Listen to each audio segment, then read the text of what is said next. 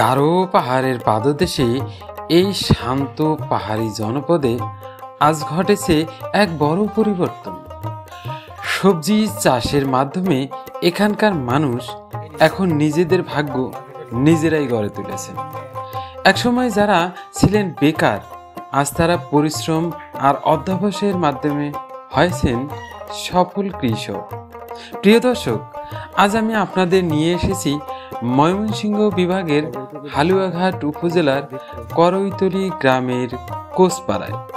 এই গ্রামের মানুষ এখন সবজি চাষে বিপ্লব ঘটিয়েছেন। তাদের হাতের পরিশ্রমে জন্ম নিয়েছে একের পর এক সবুজ ক্ষেত, যা পৌঁছে যাচ্ছে ঢাকা সহ দেশের নানা প্রান্তে। চলুন দেখে নেই করইতলি গ্রামের কৃষকদের এই সাফল্যের গল্প, যেখানে মাটির গন্ধে লুকিয়ে আছে তাদের পরিশ্রম, স্বপ্ন আর সাফল্যের হাসি।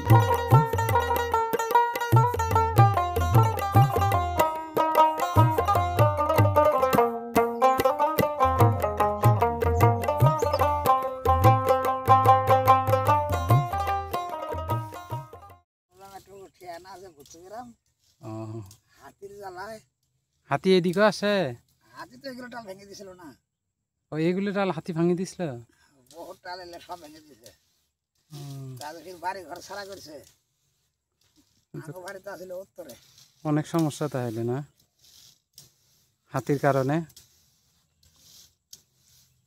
আপনার কি মুসলমান? ছেলে মাসের ভাগে বর্গা নিয়েছি, বুঝেন না?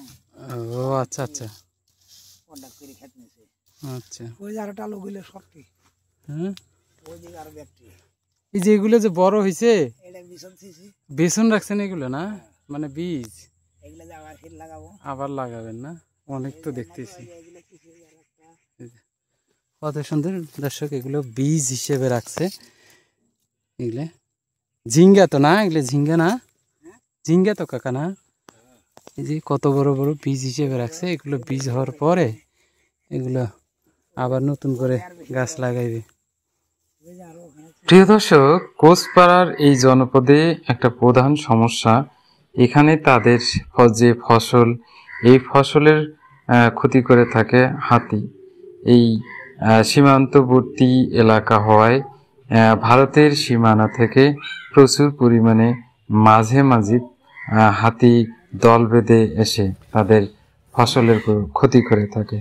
তো চলুন দর্শক, আমরা এই যে পাশেই যে সীমানা আছে, ভারতের সীমানা আছে, আমরা এই সীমান্তবর্তী একটু এলাকা থেকে ঘুরে আসি। একদম আমি আপনাদের এই বর্ডার এলাকা বিএসএফের যে ক্যাম্পটা, এটা দেখাতে পারলাম। এটাই একটা সার্থকতা। এই সবজি চাষের পাশাপাশি এই যে বর্ডার এলাকাটা দেখতেছেন, একদম আমরা এটা বর্ডার কাঁটাতারের সাথেই ভারতের রাস্তা দেখা যাচ্ছে। যেদিক দিয়ে আপনারা দেখতে পারলেন যে এখান দিয়ে গাড়ি চলাচল করে। আমরা হয়তো নিরাপত্তার সাথে আমরা ওইদিক আগাইতে পারবো না। আমরা জাস্ট এখান থেকে আপনাদের যেটুকু সুবিধে দেখানোর চেষ্টা করব। সবজি বিক্রি করে অনেক পরিবার এখন ভালোভাবে জীবনযাপন করছেন। এখানকার সবজি শুধু স্থানীয় বাজারেই নয়, যাচ্ছে জেলা ও রাজধানীতেও। প্রতিদিন সকালে ট্রাক, ভ্যান আর অটোতে বোঝাই করে সবজি পাঠানো হয় ঢাকার বিভিন্ন বাজারে। কৃষকেরা বলেন তাদের ফসল এখন দেশের মানুষ খাচ্ছে, এটা তাদের সবচেয়ে বড় গর্ব।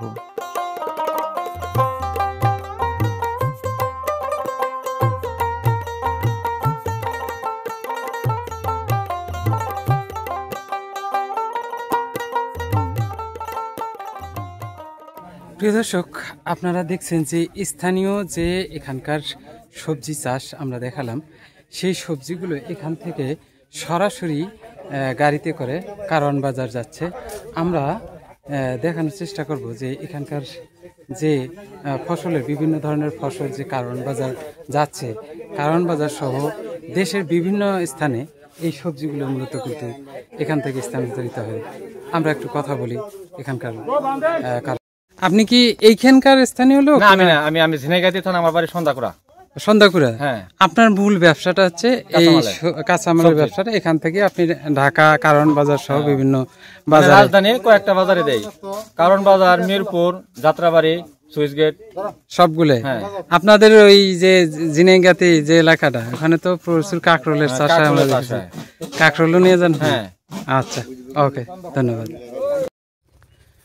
প্রিয় দর্শক, এই ছিল আমাদের আজকের কুচপাড়া জনগোষ্ঠীর সবজি চাষের জীবন এবং পাশাপাশি এখানকার যে বর্ডার এবং বিএসএফের ক্যাম্প সহ যে আপনাদের বর্ডার এলাকা দেখালাম।